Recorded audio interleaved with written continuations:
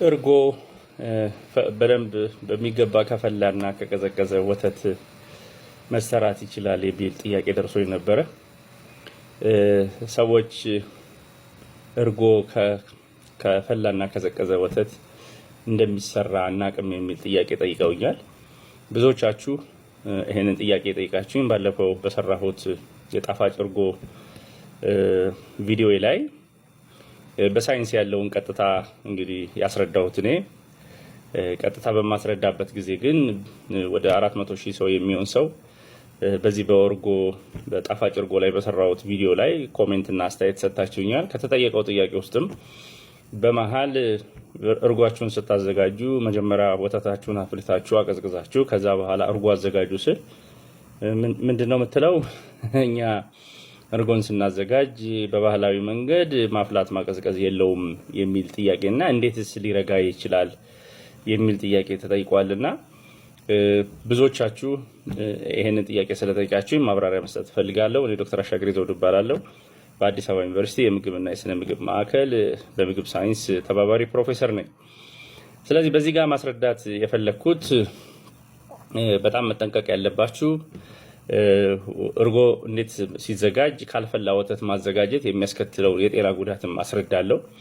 ለብዙ ለሳምባ ነቀርሳና ለተለያዩ የባክቴሪያዎች የምንጋለጠው እርጓችንን ካልፈላ ወተት በማዘጋጀት ነውና ጥንቃቄ እንድታረጉ እመክራለሁ። ስለዚህ መጀመሪያ በባህላዊ መንገድ እየተዘጋጀ ያለበትን መንገድ ማየት ያስፈልጋል መሰለኝ፣ ከሳይንስ ውጪ ያለውን ማለቴ ነው። በሚገርማችሁ ሁኔታ በዚህ ጥያቄ ምክንያት ብዙ መስራት እንዳለብን በዚህ በምግብ ሳይንስ የተማርነው ሰዎች ህብረተሰቡን ብዙ ነገር ማስተማር እንዳለብን ተገንዝቤያለሁና ወደዚህም ፕላትፎርም የመጣሁት ያለውን ክፍተት በማየት ህብረተሰቡን በምግብ ሳይንስና በእውቀት ብቻ በሳይንስ ተመርኩዞ በምግቡ ላይ ለውጥ እንዲያመጣ ለማድረግ ከማሰብ ነው።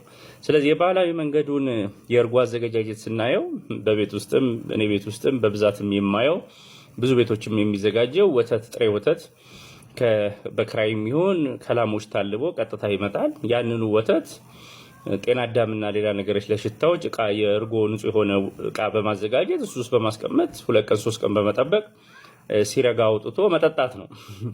ይሄ የተለመደው አሰራር ነው። ስለዚህ እዚህ ጋር ያለኝ ስጋትና ችግር መጠንቀቅ ያለባችሁ ጥሬ ወተት ስትጠቀሙ የሚያመጣቸው ችግሮች አሉ። ያልፈላና ያልቀዘቀዘ ወተት ከሆነ የምትጠቀሙት ከወተት የሚመጣባቸው ብዙ በሽታዎች አሉ። በተለይ ለህፃናትና ለትልልቅ ሰዎች በጣም እንድትጠነቀቁ ለማድረግ እመክራለሁ ዛሬ። ስለዚህ እዚህ በባህላዊ መንገድ የምናገኛቸው እርጎ የሚሰራው ከወተት ነውና መጀመሪያ ወተትን ማየት ያስፈልጋል ማለት ነው።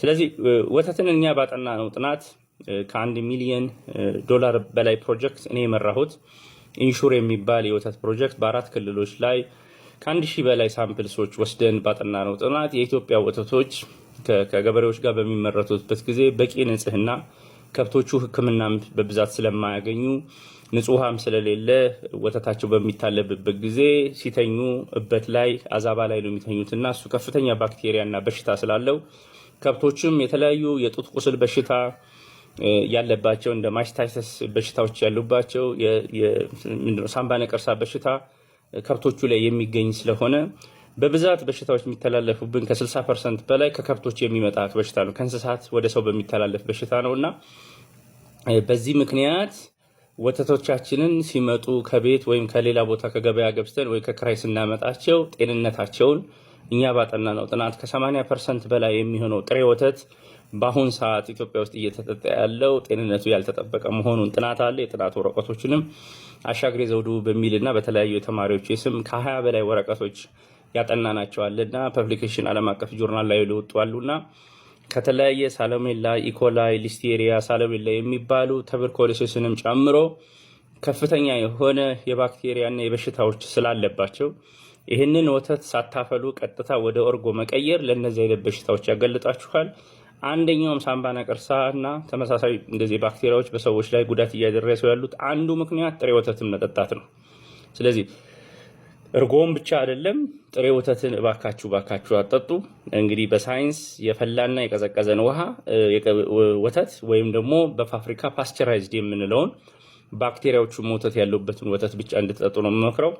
የፋብሪካ ጠጡ አልልም። የቤት ውስጥም ስትጠጡ ከቤት ውስጥ አምጥታችሁ በደንብ የፈላና የቀዘቀዘን ወተት መጠጣት ነው ያለባችሁ እንጂ በጥሬ ወተት ከጠጣችሁ ለእድሜ ልክ ለሚሆን የተለያዩ በሽታዎች ቱበርኩሎሲስንም ጨምሮ አሁን እሱ ሕክምናው ራሱ በጣም ከብዷልና ሳምባ ነቀርሳ በሽታንም የተለያዩ ቅድም የጠቀስኳቸውን ባክቴሪያዎችም ስለሚይዛችሁ ጥሬ ወተቱን ጭራሽ እንዳትጠጡት ብዬ እመክራለሁ። ስለዚህ ከጥሬ ነገር ጋር ተያይዞ ያለ ያልፈላና ያልቀዘቀዘን ወተት ለልጆች እንዳትሰጡ። መፍላቱንም በትክክል አረጋግጡ። በትክክል ካለሞተ ግን ልጆቻችሁም ራሱ ለተቅማጥና ለተለያየ በሽታዎች ለእድሜ ልክ በሽታ ሳምባ ነቀርሳ፣ የትንፋሽ አለ፣ የአጥንትም አለ በጣም ጎጂ በሽታዎች ስለሆኑ ከወተታችሁ ቀጥታ እንደዚህ አይነት በሽታዎች ሊተላለፍባችሁ ሲሰጥ ጥሬ ወተት እንዳትጠጡ። ቀጥሎ ደግሞ ይሄንኑ ጥሩ ወተት ደግሞ ቤት አስቀምጣችሁ በራሱ በተፈጥሮ እርሾን በመጠቀም እርጎ ለማድረግ የምታረጉ ሰዎች አላችሁ። ያው አንዳንድ ሰው የምንተማመነው ምንድነው ይሄ እርጎ በሚፈጠርበት ጊዜ ኩምጣጤ ስለሚኖረው ያ ኩምጣጤ ባክቴሪያውን ይገልልናል ብለን እናስባለን። ጤነኛ እርሾና ሌሎቹ ካልተቀላቀሉበት በእድል ጤነኛ እርጎ አግኝታችሁ ልትጠጡ ትችላላችሁ። ግን በብዛት በተጠናው የእርጎ ላይ ከፍተኛ የሆነ እንደዚህ አይነት በሽታዎች ስላሉበት እባካችሁ እርጎን ከዚህ እንድትጠጡ አልመክርም ለማለት ነው። ስለዚህ እንዴት እናርግ ለሚለውና ሳይንሳዊ መንገዱን አሁን ማስረዳት ጀምራለሁ። ስለዚህ መጀመሪያ ወተት ከየትም ተቀበሉት። መጀመሪያ ማድረግ ያለባችሁ በጥሩ ሙቀት መፍላትና ሁሉም ባክቴሪያ መሆኑን አረጋግጣችሁ ከ80 እስከ 85 ዲግሪ ሴንቲግሬድ ነው የምንለው። እንግዲህ ተርሞሜትር ምናምን እያደረግን ስለማንጠቀም ነው እንጂ እንግዲህ እኔ ወደ ሳይንስ ስንመጣ ሰዎችን የምፈልገው ማለት ነው ወተት ገነፈለብኝ ሞቋል ብቻ ብላችሁ ማሰብ ሳይሆን ቴርሞሜትር ገዝታችሁ ትንሹን ወተት ውስጥ ጨምራችሁ ቴምፕሬቸሩን አንብባችሁ በትክክል 85 መድረሱን አረጋግጣችሁ ናችሁ ማውጣት ያለባችሁ። አሁን ግን ያው በእድል ነው በቃ ገንፍሏል፣ ፈልቷል፣ ገንፍሎ ተመልሷል። ይሄ ደግሞ አስቡት ለትልልቆች እንኳን ችግር የለውም፣ ግን ለህፃናቶች ልጆች በተለይ የእናት ጡት ወተት በኋላ ወተት ስለምንጠቀም አፈላሉን ካልተጠነቀቃችሁ ልጆቻችሁ ለተቅማጥና ለተለያዩ ችግሮች ሊጋለጡባችሁ ይችላልና በ85 ዲግሪ ሴንቲግሬድ እንግዲህ የምታሞቁበት ላይ ሊያስቸገር ይሆናል። ግን በበቂ ሁኔታ መፍለቱን ማረጋገጥ ነው። ብዙዎች አንዳንዶች የሚከራከሩኝ አንድ ነገር ሲፈላ ጠቃሚ ነገሮቹ ይጠፋል ብለው ያስባሉ። በሳይንስ ባጠና ነው ፕሮቲን፣ ካርቦሃይድሬት፣ ፋቱ የትም አይሄድባችሁም። የተወሰነች ቫይታሚን ሊቀንስባችሁ ይችላል። ሚኒራሎቹም የት ሄደም ካልሲየም፣ ፎስፈረሱም ወተት በመፍላቱ የሚጠፋ ሳይንስ ይሄ ባህላዊ ነገር ነው እንጂ ወተቱ አቅሙንና ጉልበቱን ወይም ምግብነቱን ያጣል ብላችሁ አትስጉ። ስለዚህ አፍልታችሁ መጠጣታችሁ ነው መመክረው።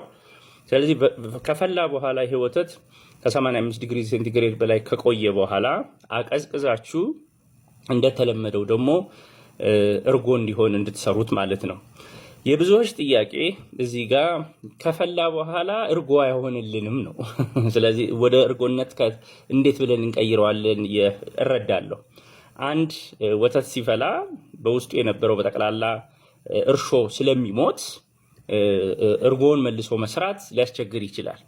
ስለዚህ በቀጣይ ቪዲዮ ደግሞ በረጅም መንገድ ፈልቶ በቀዘቀዘ ወተት ላይ እንዴት ብለን ነው ሊረጋልን የሚችለው እርሾውን ከየት እናመጣለን የሚለውን ማብራሪያ እሰጣለሁ።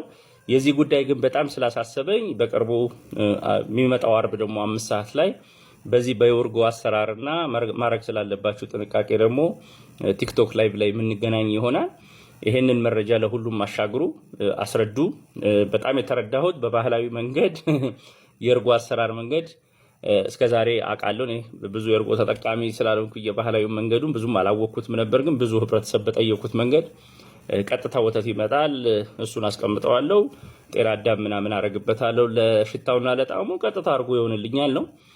ስለዚህ ይሄ ራሱ ችግር አለው። በዛ ጋር ተያይዞ የታሸገ ወተት ራሱ በደንብ አፍልተው ካልሰጡን ወይ ማቀዝቀዣ ከሌለው ራሱ መበጣጠስና አንዳንድ ሰዎች ወደ እርጎ ተቀይሯል ብለው ያስባሉ። ግን በታሸገ ወተት ውስጥ ራሱ ፍሪጅ ውስጥ አስቀምጣችሁት ሲበጣጠስና ወደ እርጎነት ሲመስልላችሁ እሱ ትክክለኛው እርጎ አይደለም።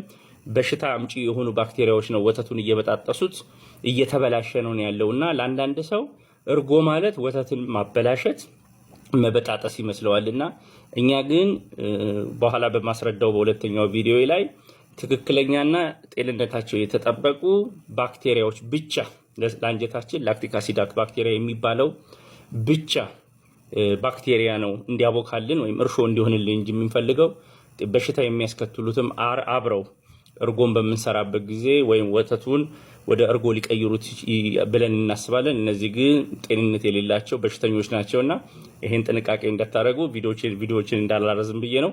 በሁለተኛው ክፍል ግን እሺ ወተቱ ፈላ ቀዘቀዘ እንዴት ብዬ ወደ እርጎነት ይቀየርልኛል ደግሞ የሚለው የብዙዎች ጥያቄ ስለሆነ እሱን ደግሞ በሁለተኛው ክፍል አስረዳለሁ። ይህንን ሐሳብ ግን ለሁላችሁም አጋሩ። አመሰግናለሁ።